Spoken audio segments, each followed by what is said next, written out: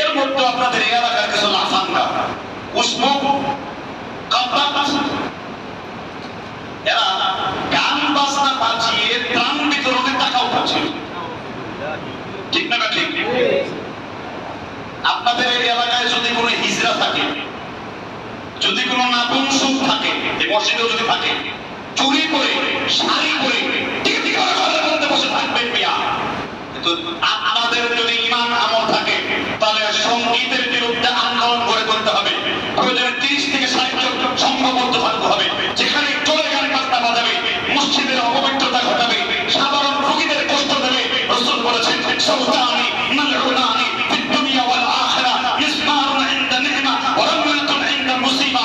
যে ব্যক্তি গান বাজনা করে, দুই প্রকার ব্যক্তির উপর আল্লাহ লানত। এর মধ্যে এক প্রকার হলো যে আনন্দের সময় গান বাজনা বাজায়।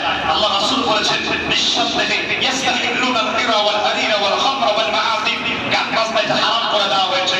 লাতাবিউল গায়না ওয়া লা তাশতারুহুন্না ওয়া লা তুহাল্লিমুহুন্না ওয়া তামানুহুন্না হারামুন। তোমরা গায়কদের ক্রয় করো না, তাদেরকে তোমরা ভাড়া করো না। সুতরাং যেইখানে গান বাজনা দেখতে পাবে, ঐক্যবদ্ধ হবে, সেইখানে প্রতিরোধ করতে হবে। আর এর বিরুদ্ধে এই কমিটিগুলো বাস্তবায়ন করতে হবে। না হলে এই এলাকার যারা মাতবর আছেন, সমাজপতি আছেন এবং যাদের কথায় সমাজ পরিবর্তন হতে পারে, কিয়ামতের দিন তাদের এই দায়িত্বের ব্যাপারে আল্লাহর দরবারে প্রশ্ন করতে হবে। এখন নেতা যদি হয় এমন চরিত্রের, এই বেলা ভাই মতবাদ করে নাও, কাল শীতের ভরসা করি, চাঁদনি চাকরিতে সুযোগ ধরি, আমরা তো রব না সই, নগদ চাপাও হাত পেতে নাও, বাকির খাতায় শূন্যতা, কিলাম শুনে দূরের মাত্র মাঝখানে যেতে চাই না। নেতা যদি হয় লুচ্চা, নেতা যদি হয় গাঁজা খায় চোখ তুলে নাম করে রাখে, এরকম নেতার কোনো প্রয়োজন নাই। ঠিক না? নেতৃত্ব মুসলিমের তৈরি। এই জন্য আমাদের ধর্মীয় উপদেষ্টা আজম খালিদ, আমার সরাসরি উস্তাদ, তিনি বলেছেন যে প্রত্যেক এলাকায় মসজিদ ভিত্তিক সমাজ গড়ে তুলুন, তাহলে সমাজ একটি সুন্দর হবে। কারণ রাসূল বলেছেন আল ইমামু সুন্নাহ, ইমাম হলো অসত্যের বিরুদ্ধে ঢাল।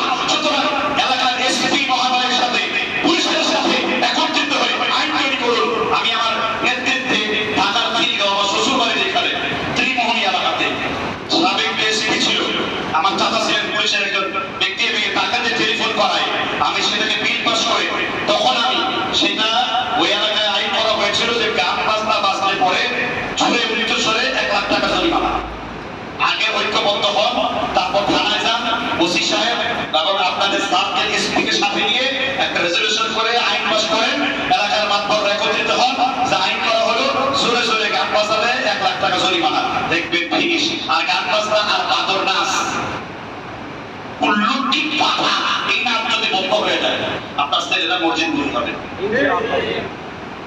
আর না হলে আপনার ছেলেরা এই যে একটা হুঙ্কার দিয়েছিলাম না একবার মসজিদে, এখানে কিসের একটা খরচা নিয়েছিল, রবীন্দ্রনাথ ঠাকুরের প্রিয় জায়গা হয়েছিল এখানে,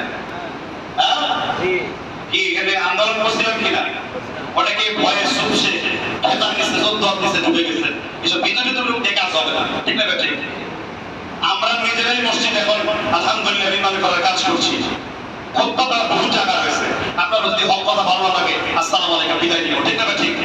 তবুও হকের সাথে বাতিলের সাথে কোনো আপোষ আমরা করতে রাজি নই। ঠিক না? ঠিক। এজন্য আমি আপনাদেরকে বলবো, যারা এই উদ্যোগটা নিচ্ছেন কয়েক মসজিদ বানানো, এই উদ্যোগটাকে সাধুবাদ জানানো উচিত এবং তাদের সাথে মিলেমিশে এই সমস্ত জাহেলদের মোকাবেলা করা উচিত। জুড়ে বলেন ঠিক না? ঠিক। তাহলে অবিলম্বে এটা বাস্তবায়ন করার চেষ্টা করবেন। ওই যে কোরআন আল্লাহ বলেন ওয়াতাআওয়ানু আলাল বিররি ওয়াত তাকওয়া ওয়া লা তাআওয়ানু আলাল ইসমি ওয়াল উদওয়ান ফাত্তাকুল্লাহ ইন্নাল্লাহা শাদীদুল ইকাব। তোমরা ভালো কাজে একজন আরেকজনকে সাহায্য করো, পাপের কাজে কেউ কাউকে সাহায্য করো না। হ্যাঁ, আপনারা বলেন সত্যের অশ্লীলতা সরাসরি হবে, এগুলো ভালো না খারাপ? খুব তো মুখ দিয়ে বলেন, কিন্তু কাজে বাস্তবায়ন করতে হবে। এই মসজিদ সহ বাংলাদেশের বেশিরভাগ লোকের চরিত্র হলো ওই ইয়াজিদের বাহিনীর মতো, কুফার লোকদের মতো। মুখ দিয়ে বলে হোসেন হোসেন, কিন্তু বিরোধী করতে হোসেন বারাত প্ল্যান করছে। ঠিক না? ঠিক।